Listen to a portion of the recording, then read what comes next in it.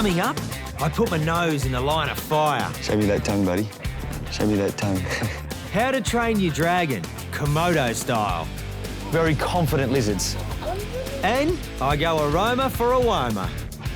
They have some true desert features.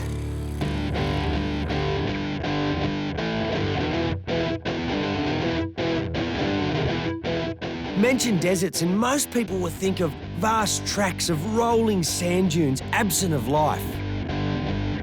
That's not always the case, especially in Australia. Some of our most expansive desert regions are covered in low-lying plants that have adapted to the harsh conditions. And some deserts are even mountainous. I'm in Central Australia on the road out of Alice Springs, and I'm on a mission to find some of our desert wildlife. 35 degrees is the average summer temperature out here, so it stands to reason. Most animals want to escape the heat of the day. Come on, mate, out you come. But I'm sure I can find something. Come on, mate. Look at this. It's a little Ridgetail Monitor, and he's full grown. They'll eat anything that can fit in that mouth. Small mammals, other reptiles, little snakes and insects. And he gets his name, the Ridgetail Monitor, from these spines or ridges on his tail. Now that's his defence against predators. If an eagle comes down and tries to pull him out of a log or a rock, he erects those spines. And if you try and go against the grain, my finger can't move. Down, it's fine, but the other way, it doesn't work. And they're gonna keep him lodged in place. And he's swallowing air down. He does that, and his belly now's all hard. He puffs himself up, and that's trying to make him look good, look big, scary. You know what I love about the monitors? Just like snakes, they've got a forked tongue, and they use that to smell. Show me that tongue, buddy. Show me that tongue. All right, let's put him back. This is his log, this will be his home. See you, mate.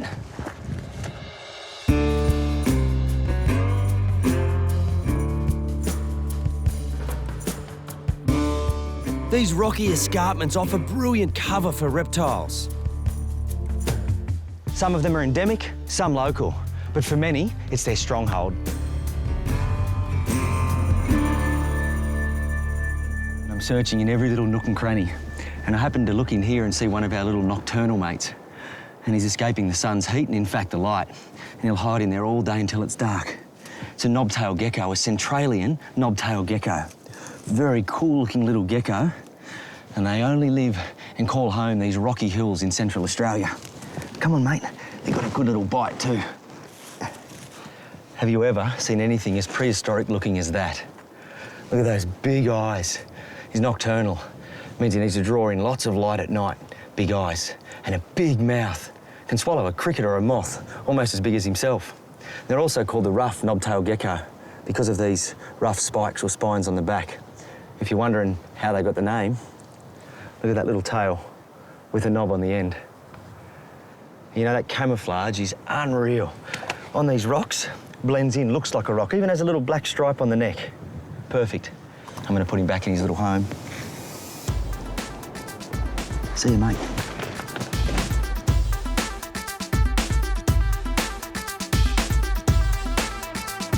Okay, where is he?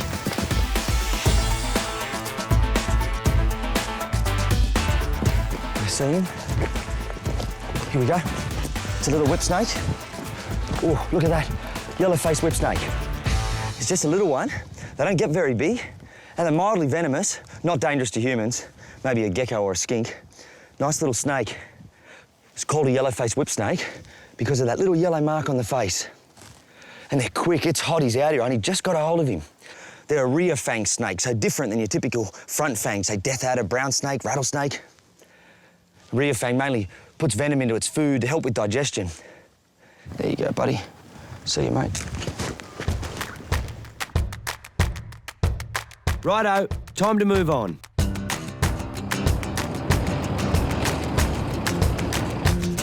As you can see, the landscape around Alice isn't the rolling sand dune type most people would associate with the term desert. Not only is there low-lying grasses and other vegetation, there's trees, and big ones at that. This is a giant desert oak. And for me, they're really symbolic of the Australian desert, along with red sand and spinifex. Now, they've got some clever adaptations. Their roots go deep down into the earth to tap into groundwater, to suck up into that giant trunk. Their leaves, their needles, are really thin, and that means there's less surface area for the sun to hit. And they're fire resistant. They grow tall, meaning the grass fires don't affect them. And in traditional times, they've been used by desert people for tools because their timber is so hard.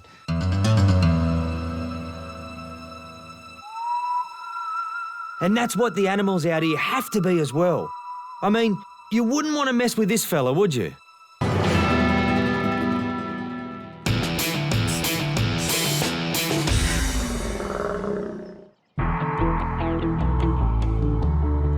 We have all kinds of lizards and monitors here at the park. And righto, this one's not real, but it is representative of the largest monitor to have ever lived. It's Megalania. Particular favourite of mine is the smallest Australian monitor. It lives in the central deserts, and it's called the short-tail monitor. These are fully grown, about 25 centimetres. Now, they're babies, they hatch from eggs. They're laid in the sand, a little bit of moisture, they incubate, and they hatch about that long, tiny little replicas of mum and dad. Now from Australia's smallest monitor to one of our largest, the lace monitor. Monitors have a forked tongue, which distinguishes them from other lizards. Just like a snake, they stick it out, taste the air, and they'll be able to tell where their prey is. This is Artemis, and he's a young male. Lace monitors are strong, they're just muscle, right from the tail up here through the body into the neck. Now, they live in the trees, that's where they find refuge. They'll sleep in hollows, they'll sunbask on branches, and they come down to the ground to forage. They'll also eat baby birds and eggs up in the trees, but most of their food's on the ground. Coupled with that strength is a great array of senses. Now, they've got beautiful, big eyes. They've got great vision. Pretty supreme lizard. That's why they've been so successful. We've got quite a few big monitors in Australia, the perenni being the biggest, but they're small in comparison to the world's largest, the Komodo dragon. A year ago, we welcomed the arrival of 2 dragons to the park. Komodo dragons in the wild have become endangered because of a couple of factors. In some areas, human impact. In others, decreased food source. They feed on deer and goats and things that humans also take out of the environment. Now, Komodo dragons in Komodo National Park are stable. Our lizards are from a place called Flora, another island. Their population has crashed from a couple of thousand lizards down to as few as 120. Very important that we have some here. There is a worldwide Komodo breeding program that we are proud to be a part of. This is Kraken, and one day we hope to be able to breed him to contribute to the survival of the species in captivity. Breeding is some time off, maybe in a couple of years. Until then, he's in training. Young Komodos can't compete with adults. They're cannibals, and given half the chance, a parent will eat their own young. That's why hatchlings take to the trees as soon as they come out of the egg.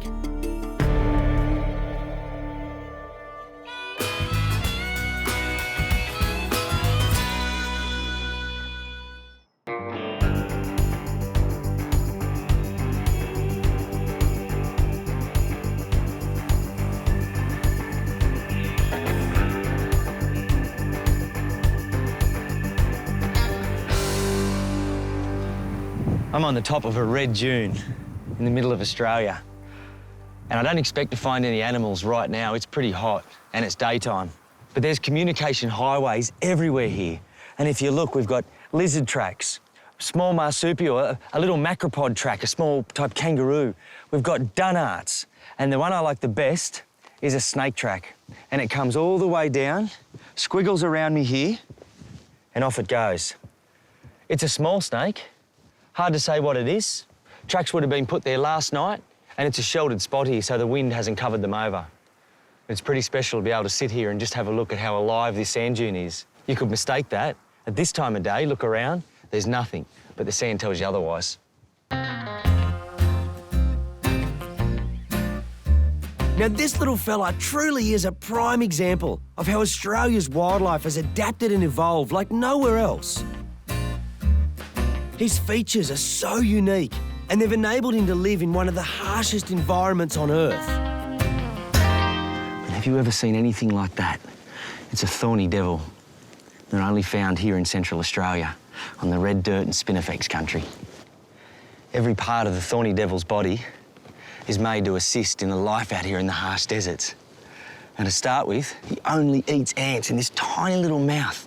His tongue works similar to a chameleon. He gets on an ant line where the ants run, sits there and picks them off one at a time.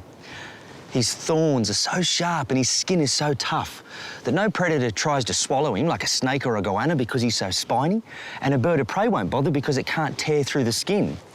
Now, this lump on the back of the head, very special, very clever. It's called a false head. Now, if a bird come down and tried to peck the dragon, it would go for the head to try and kill it. Now, what this Thorny Devil will do is stand up and show that false head up in the air, and the bird thinks that is his head rather than the real one, and do a lot less damage. They spend most of the day out in the sun, right in view of potential predators. But their camouflage is brilliant. It blends in with the sticks, leaves, bark and grasses. Just what's needed out here. I want to show you one last thing, and it blows my mind. It is so unique. I need to put him back here on the ground. Here's where it gets interesting. The Thorny Devil has an amazing feature that helps it make the most of the desert's morning dew. Each morning, the devil will wander beneath vegetation and wait for dew to drop, and with the aid of microgrooves that cover its body, will channel that water straight to its mouth. I'm here in the heat of the day, so I'm having to use my bottle of water to demonstrate this. Look here. As I fill the basin beneath him, his skin darkens as the water makes its way to his mouth in capillary action. Simply amazing.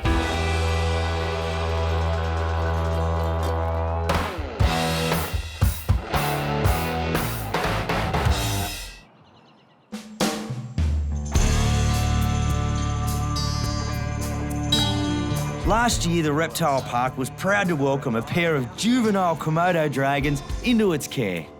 The past 12 months have been spent instilling behaviours that will help them have a good life here. We need to do that because in a few years, Kraken and his sister Daenerys could be around 2.5 metres in length. That's a lot of lizard to manage. It's really important with Komodo dragons that they have a feed response, something that tells them when it's feed time, and more importantly, when it's not feed time. Komodo dragons are really intelligent, and they also have a beautiful big eye and great vision. Now, they respond really well to training. And what we have here is a target and a set of tongs. Now, this is target training. So why we do this is because they have an on or an off switch. And when they're on and their food response is activated, they are a very different lizard to when it's off. So we need to be able to control that switch. The target always indicates there's food, nothing else. He's used to this orange, then we replace with a food item. That means if we're out in the park and he sees someone, he's not going to switch on that food response. He's on the move now, he knows, he can see it. Komodos are carnivorous. They eat meat, and they're predominantly scavengers, although they will attack and try and take down larger prey. That's where the venom comes into effect. But the meat that I'm offering here today is a piece of lean kangaroo and a few small mice. Good-sized food items for a lizard of this size. That target training might look simple, but it's actually very complex. For him to understand that shows intelligence, and it's taken a long time, very slowly easing into it, to be able to now indicate a target, good response, feed. What a lizard. Now that he's been fed, target trained, we're looking at a different lizard. He's in feed mode. And this second method, hanging it up on the wall, I've got a bit of a safety broom here just to keep him back for a minute. That's a boy. Look at the differences now. The tongue's flicking, he knows there's food. Stay back there, mate. Here we go. He's using the serrated teeth, getting a hold, and each time he rips back, those serrated teeth are rip, breaking bits of flesh off. You have a look now how strong his neck is. He flexes the throat, flexes the neck, muscular body, back legs firmly planted. Here he goes. And you see, he gets a hold, he works at it. Side, side, side, side. It's not uncommon in the wild that you would have 3, 4, 5, 10 Komodos on one big food item. Here he goes. He's just eaten over 1 kilo of meat and he's starting to settle now. Once he does, I'm going to take him for a walk out the park. And with that nice full belly, I won't have to worry about him mistaking any of the public for food. Now, the reptile park is known for its hands-on approach. We love our visitors to get close to animals. Now, Kraken's only 2 years old, but even still, he's got the appearance of a big lizard, a slow gait, big strides. Most of the smaller monitors are very twitchy, but not Komodos. Very confident lizards. He's doing really well. He's just staying calm. He's got Tasmanian devils there, Galapagos tortoise here, kangaroos out there, people everywhere. No sign of a food response. He's calm and settled. That's just what I wanted. Komodos in the wild wouldn't be used to seeing people. But Kraken, since a small monitor, has been handled, and this is a part of his daily activities. He likes it a lot, and it's very good to be able to get a species like this, an endangered species, in contact with people. What better way to deliver a message? That was great. Kraken did really well. He's come a long way. There were lots of people out here, and he stayed calm. He's a bit tired, but now he needs a lift. It's time for him to go home.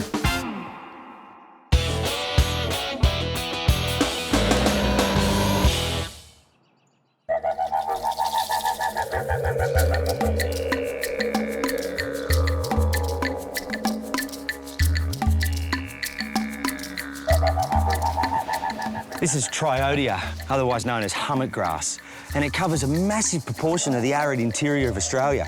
And it's a pretty special and unique little plant. Now, it's evolved in this harsh Australian environment and can withstand long periods with no rain, harsh droughts. And it has these needle-sharp spines for 2 reasons. 1, it stops things from eating the Triodia. 2, they're thin and the sun that's blazing down at them doesn't make all the moisture within it evaporate. They're tiny, not much sun hits it. And they're also home to a huge raft of Australian animals. They are protection. A predator like a goanna, an eagle, can't get into that clump. So they're home to things like spinifex hopping mice, small skinks, geckos, and a whole raft of Australian species. Very important.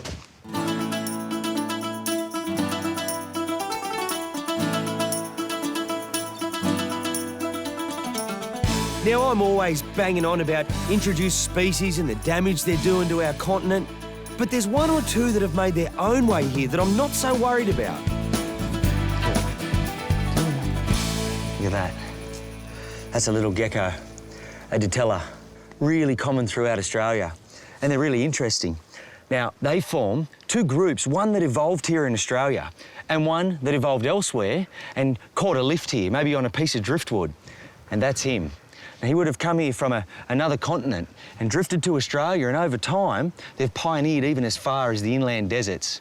The other group, well, they look a lot cooler than this little guy. They've evolved here in Australia. They're rough, odd sizes and shapes. I like them all the same. He's hiding there just under a little bit of bark, and when it's nighttime, he'll come out and knock off any little insects on this dune. Now, he's still able to walk on glass. You know, he doesn't have suction caps, but the hairs are so fine on their feet that they can actually get into the little nooks and crannies in glass. I'm going to pop him back down here, right back under his little shelter there. That's fine.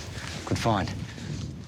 Now, don't get me wrong, the whippy I saw earlier was great, but it's this fella who I've really been looking forward to seeing.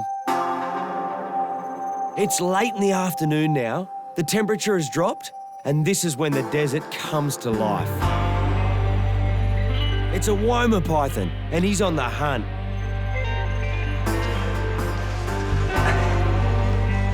They have some true desert features, more so than all other snakes.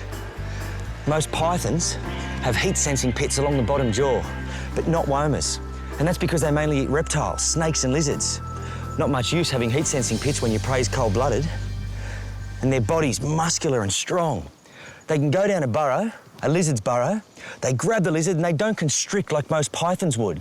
They use their muscular body and they push up against the walls of the burrow and squash their prey and kill it that way. It's hard to constrict when you're in a confined space. And the muscular body, it's also useful when the sand's hot. It's the perfect time of day right now. It's late afternoon, woma's coming out for a hunt, but the sand's still warm. But as they move along the ground, only parts of their body are actually touching the sand. If their whole body was on it and it was hot like this, they risk overheating. So you'll see different bits and pieces lifting off the ground. Womas will even eat other snakes. King brown snakes, for example, almost the same size as them. They'll swallow them whole, and the snake will double up inside the woma. And they live down in burrows through the day. They tuck away where it's cool and they won't overheat. And this time in the afternoon when the sun's going down and the reptiles are starting to slow down, the lizards and everything of the daytime, the woma wakes up. And this country's perfect. Red sand, flat country. They love it in the desert, but they don't live on the sand dunes. They live in between them in this flat country, in amongst mulga, spinifex, and red sand that's a little bit harder. And they're not that camouflaged. They don't need to be because they're mainly nocturnal. I'll let him go. I don't want to get in the way of him and his next meal. There you are, mate.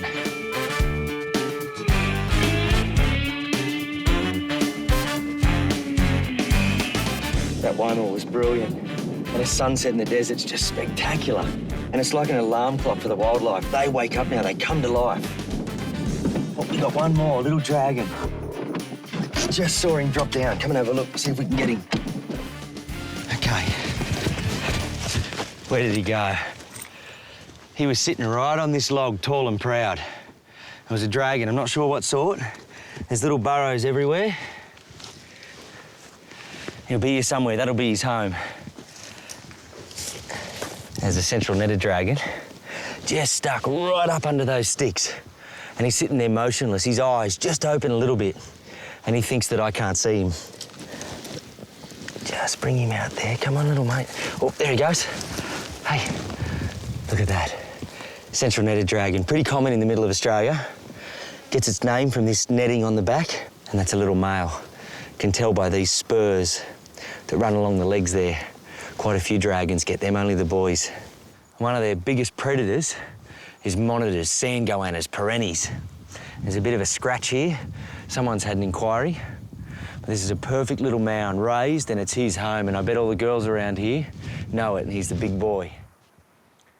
And they're fast runners, and they've got long legs.